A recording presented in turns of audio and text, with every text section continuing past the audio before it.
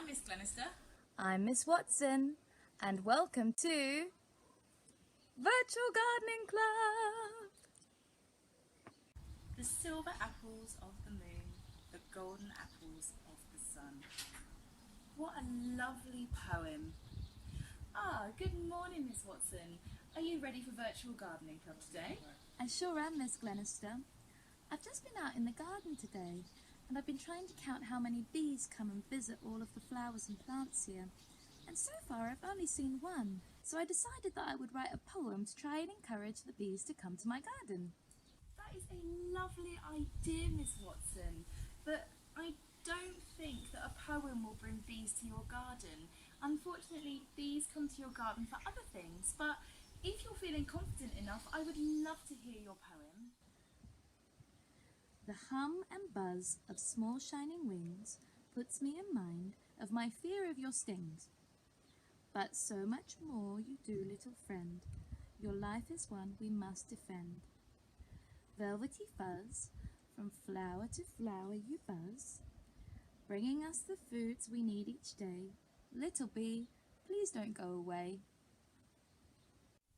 Oh, Miss Watson, that is a lovely poem. That might even tempt the bees to come into your garden. I'm feeling inspired now to write a poem all of my own.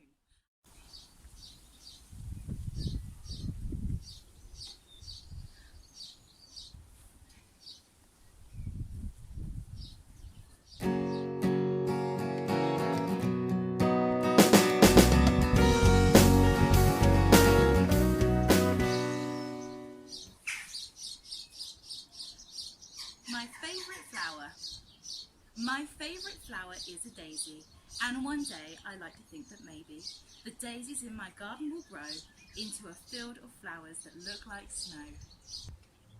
If you're feeling inspired, have a go at writing your own nature-based poem at home. Look around your garden or your home for inspiration about writing a poem all about the nature and world around you. You could write a poem that rhymes, or one of those poems that has the word down beside, like daisy, for example. These are called acrostic poems. You could also write a poem in the shape of what you're writing about, like a bee or a daisy.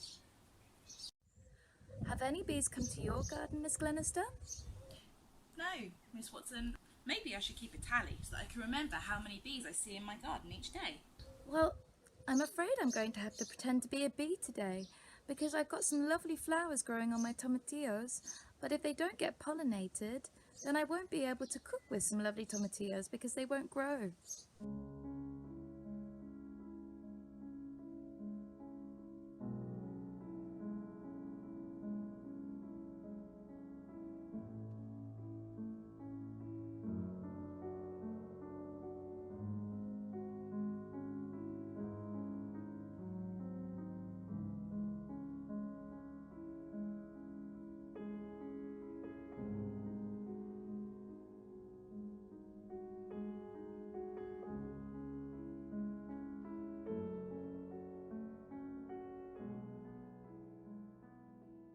What do you do to pollinate your tomatillo plants yourself, Miss Watson? Would you like me to show you how I'm going to do it?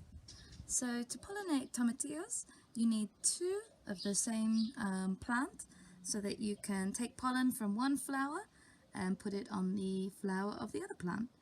However, it's different for different plants. So for some plants, you can just take pollen from one flower to the next on the same plant, or you might be able to take pollen from any plant and put it on that flower. They don't need to be the same type of plant. So just check before you pollinate how your plant needs to be pollinated.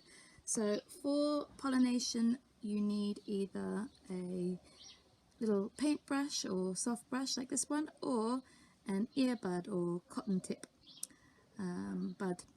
I'm going to use the paintbrush, and I'm going to very gently dust the inside of the flower and then try and spread it onto the flowers of the other plant. Can you see that flower there? I'm just going to take my paintbrush and tickle, tickle, tickle it, and then I'm going to put the pollen on another flower.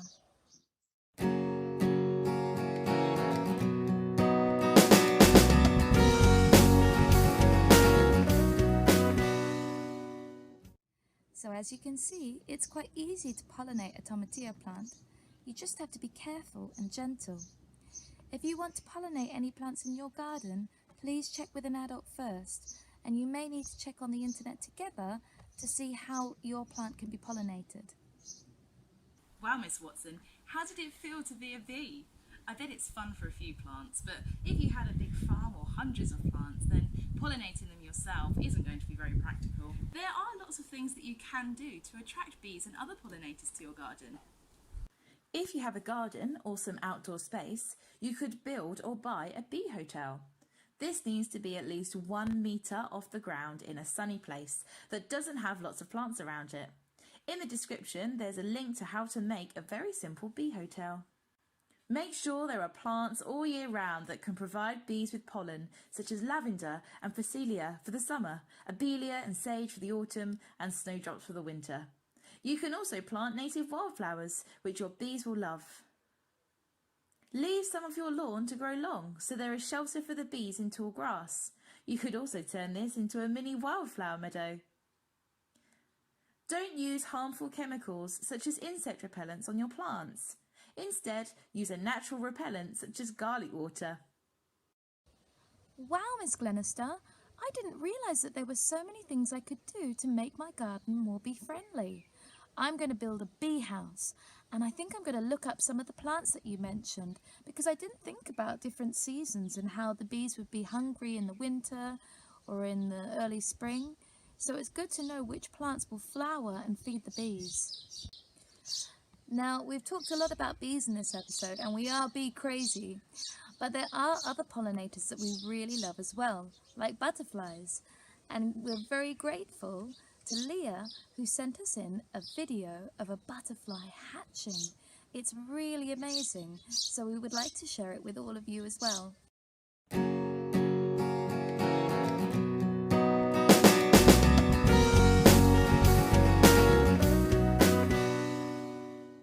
Well, that was certainly very interesting to watch. Thank you very much for sending that in.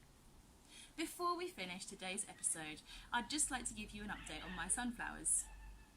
These sunflowers here are the ones that were in my really small brown tubs, just like the one that's over there in the corner.